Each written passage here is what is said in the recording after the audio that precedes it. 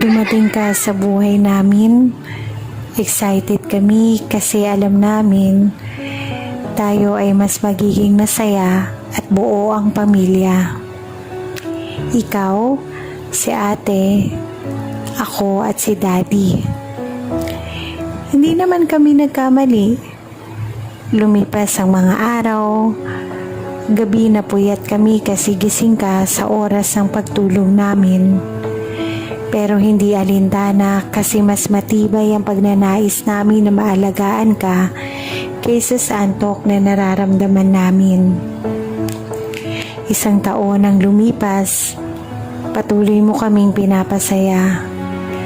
Sa mga tawa at titig mo na animoy nagsasabing, mahal kita at salamat po.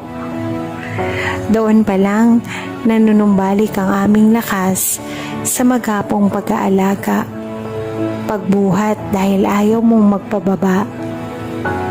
Ang saya na parang ayaw ko nang lumipas ang araw. Pero ang Panginoon, sadyang may ibang plano sa buhay natin. Dumaan ang pandemya, COVID-19. Nawala ng trabaho si Daddy. Kayang-kaya pa naman. Pero ilang buwan lang ang lumipas. Ang pinakamalungkot na yata na pangyayari ang nangyari sa buhay natin. Cancer na sa mura mong edad, kailangan kuwain ng kanan mong mata at maaaring maging dahilan ng iyong pagkawala. Na bakit ba naman sa lahat ikaw pa? Na sana ako na lang na matanda na.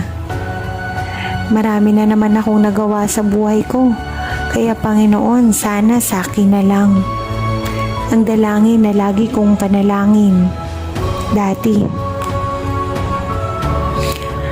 Pero ika nga, di dapat malugmok sa kalungkutan na nararamdaman at kailangang lumaban. Kasi ikaw, nakikita naming lumalaban. Sa bawat tusok, sa bawat gamot, sa bawat hirap na nararamdaman mo na araw-araw mong ginakaya. Sino ba naman kami para huminto at mag-iiyak na lamang? Totoong may Diyos at totoong si Jesus ay bumaba sa lupa kasi nakita kita sa Kanya. Nagpadala ang Diyos ng napakaraming anghel sa anyo ng aming pamilya, kaibigan, katrabaho, kakilala, kilala ng kakilala, at minsan sa di talaga namin kakilala. Sa pamamagitan mo, yung dating akala naming imposible ay posible pala. Araw-araw hiling namin yung milagrong isang araw ay tuluyan mong paggaling. Pero ang binibigay sa amin, sa atin, ng Diyos ay walang hanggang biyaya at pag-asang palagi niya tayong sasamahan. Hindi pa tapos. Alam kong mahaba ang ating laban.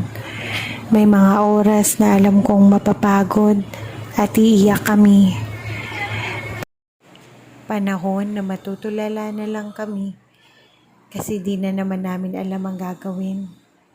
Pero pangako anak namin, kasama ko si Daddy Joe para sa inyong dalawa ni Ate Alexa.